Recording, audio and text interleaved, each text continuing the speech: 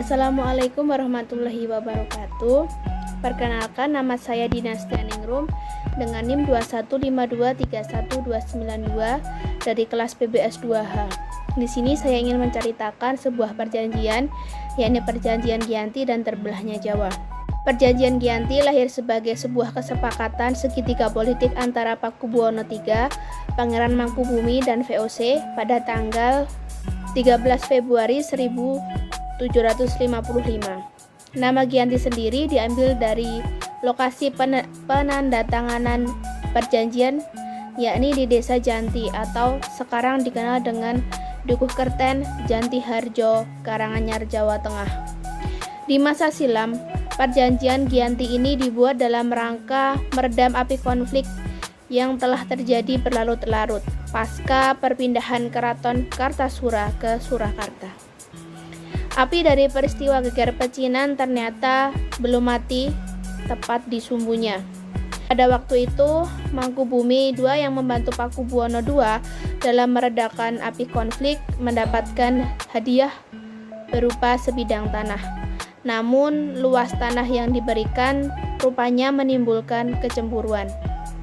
Kemudian seseorang pangeran mengeluhkan ketidakadilan terkait hadiah tersebut kepada Gubernur Jenderal Baron van Imhoff. Lantas, gubernur tersebut mengeluarkan keputusan yang membuat tanah tersebut tidak jadi dimiliki oleh Mangkubumi. Sejak saat itulah terjadinya pecah perang Mangkubumen. Perlawanan ini mendorong Gubernur VOC bagian Jawa Utara, Harting, mengambil sikap untuk menyelamatkan daerah operasionalnya. Secara tertutup, Harting melakukan perundingan dengan Pangeran Mangkubumi.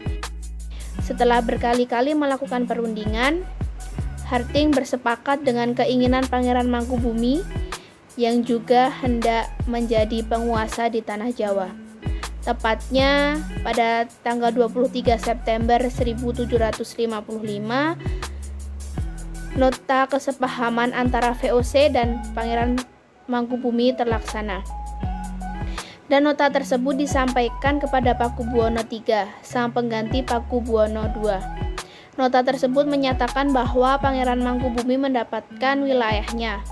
Dan pada tanggal 4 November 1754, Pakubuwono III menyatakan persetujuannya terhadap hasil perundingan Gubernur Jawa Utara dengan Mangkubumi. Surat pernyataan itu disampaikan oleh Pakubuwono III kepada Gubernur Jenderal VOC Jacob Mosel. Kesepakatan itu mendorong terjadinya sebuah perjanjian besar.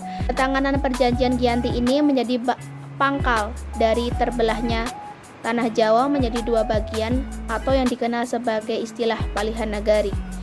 Hal ini menjadi awal mula naik tahtanya Mangkubumi di Yogyakarta sebagai Sri Sultan Hamengkubuwono I dengan gelar Senopati ing Ngalogo Sayyidin Panato Agomo Khalifatullah. Sejak ditandatangani perjanjian tersebut pada 13 Februari 1755. Lalu, 2 hari kemudian, tepatnya tanggal 15 Februari 1755, ada pertemuan untuk meneruskan bagian aspek atribut-atribut keraton, antara lain keris yang menjadi pusaka raja, itu diserahkan kepada Sultan Hamengkubuwono I.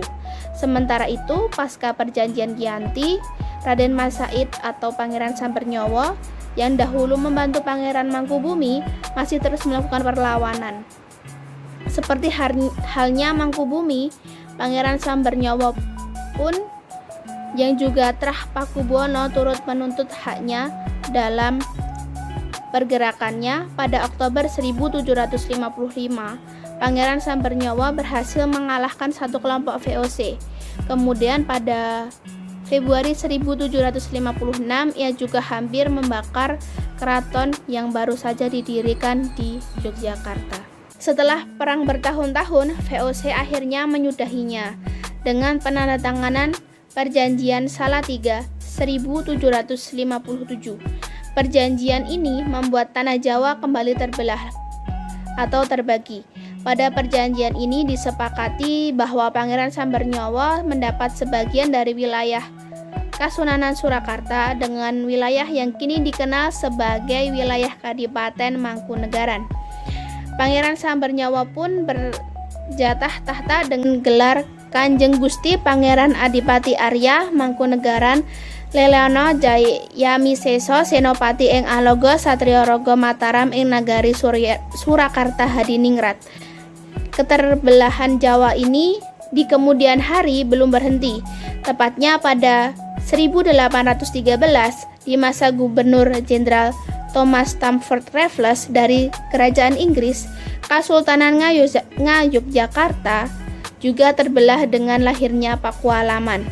Dengan demikian, tanah Jawa kemudian memiliki 4 wilayah pemerintahan masing-masing, tumbuh dengan perbedaan model dan orientasi politik yang berbeda. Hal ini pun mengantarkan Jawa pada rupa yang beragam. Dinamika politik yang digerakkan oleh angin reformasi pada masa pertengahan 1940 membuat masing-masing mengalami nasib yang berbeda. Hal ini berujung pada perbedaan status hingga hari ini. Di masa Republik Indonesia, Kasunanan Surakarta dan Kadipaten Mangkunegaran menjadi sebuah situs cagar budaya. Sementara wilayah Yogyakarta yang di dalamnya juga terdapat Pakualaman menjadi daerah istimewa yang sekarang kita kenal dengan nama Daerah Istimewa Yogyakarta. Terima kasih atas waktunya untuk menyimak video ini. Wassalamualaikum warahmatullahi wabarakatuh.